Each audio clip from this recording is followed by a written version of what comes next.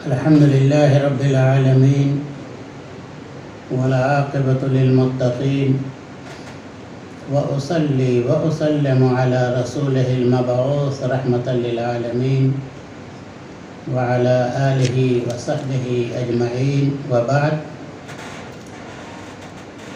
صاحب الفضيلة رئيس الجلسة حضرة صاحب الفضيلة الشيخ بدر بن ناصر الحمزي الملحق الديني بسفارة خادم الحرمين الشريفين،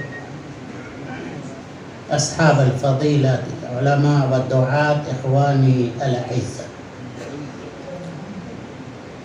إن موضوع التعايش السلمي من الموضوعات الهامة التي تشغل اليوم المجتمعات الإنسانية، والتي يكثر تناولها في وسائل الإعلام والاتصال، وقد ازدادت أهميته في العصر الذي نعيش فيه، وذلك بسبب انحطاط المجتمع البشري من داخله ثقافيا وخلقيا، وانهباط المودة الإنسانية والقيم الخلقية مع تطور الإنسان علما ومدنيا.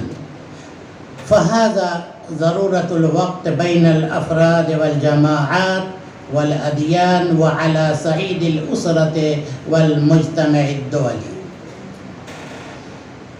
الإسلام يدعو التعايش السلمي بين البشر جميعا إلى جو من الإخاء والتسامح بين كل الناس بصرف النظر عن أجناسهم وألوانهم ومعتقداتهم.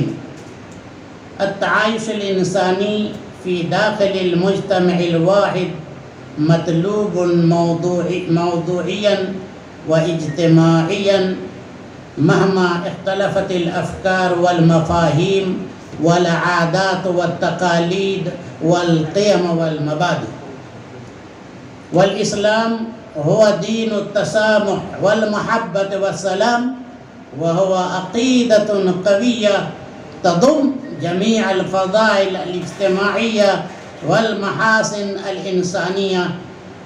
وقد أعطى الإسلام قيمة التسامح مكانة هامة مرموقة، وظلت هذه القيمة سمة من سمات حضارة الإسلام عبر العصور والتاريخ.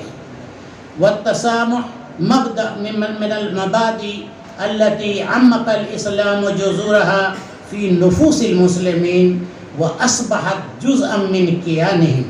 والتسامح هو غاية الإسلام في الأرض ومن مبادئ الإسلام الراسخة، وهو الأساس الثابت الذي تقوم عليه علاقة المسلم مع أهل الأديان الأخرى. ومن هذا المبدأ تنبع رؤية الإسلام إلى التعامل مع غير المسلمين، فلا تكتمل عقيدة الإسلام إلا إذا آمن بالرسل جميعا لا يفرق بين أحد منهم. وقد اهتم الإسلام بالتعايش مع الآخرين اهتماما بالغا، والسنة النبوية تؤكد مبدأ التعايش السلمي بين الناس من خلال المعاهدات والاتفاقات التي أبرمها النبي صلى الله عليه وسلم بين المسلمين وغيرهم من اليهود والنصارى. ومن هذه المعاهدات عهد النبي مع بني ضمرة من قبائل العرب، وفي هجرته إلى المدينة عهد النبي صلى الله عليه وسلم اليهود على حسن الجوار أول ما استقر بهم المقام في المدينة، حيث كتب رسول الله كتابا بين المهاجرين والأنصار وادع فيه اليهود وأقرهم على دينهم وأموالهم. وقد تعامل النبي صلى الله عليه وسلم مع غير المسلمين كما تعامل مع المسلمين من بيع وشراء وهبة وإيجار واستئجار ووديعة وغيرها. وقد كان من المشركين في مكة من يودع أمانته عند رسولنا، وروي عن عائشة رضي الله عنها أن النبي اشترى طعاما من يهودي إلى أجل فرهنه درعه بخاري. وقد وردت أحاديث عدة تحض على صلة الأرحام وبر الوالدين والإخوة والأخوات وسائر الأقارب من المشركين.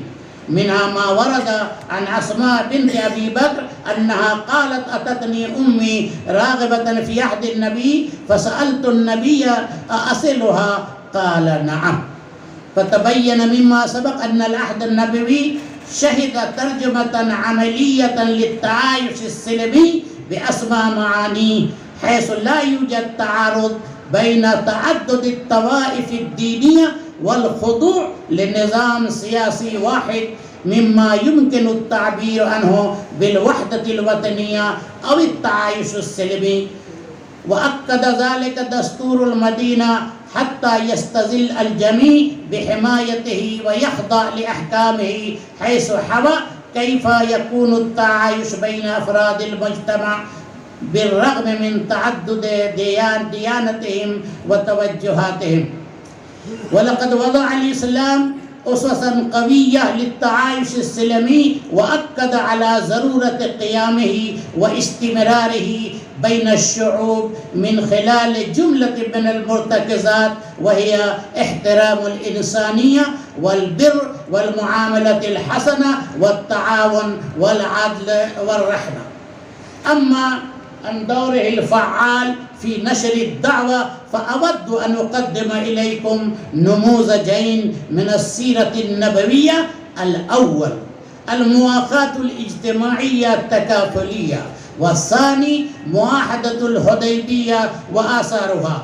فنحن نعلم أن أول عمل قام به رسول الله صلى الله عليه وسلم في المدينة بعد تأسيس المسجد هو عقد المواخاة بين المهاجرين والأنصار لتصحيح تركيبه الاجتماعي بمزج عناصره في وحدة اجتماعية تزيل جميع الفوارق بوسائل التربية الإيمانية التي ترتكز على الحب وعلى يقظة الضمير. وتمت هذه المواخاة الاجتماعية على أساس من الحب الذي أنشأته الوحدة الإيمانية في نفس كل مؤمن، ليسير حاملا لواء تبليغ الرسالة إلى الحياة ونشر دعوة الحق والهدى والعلم بين الناس.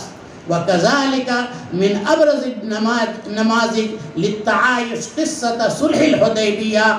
عبر القرآن هذا الصلح لا بالفتح بل بفتح المبين، فقال عز من قائل: إنا فتحنا لك فتحا مبينا. قصة صلح الحديبية التي جاء تفصيلها في كتب السيرة والسنة، وهذه القصة تضمنت أحداثا تتصل بوفاء النبي صلى الله عليه وسلم بما عاهد عليه، ليتجلى فضل الله تعالى على نبيه محمد صلى الله عليه وسلم وعلى أصحابه ومجتمعه المسلم فيما ادخره الله لهم ولدينهم من فتح كان هو الطريق إلى نشر راية الحق في أرجاء الأرض.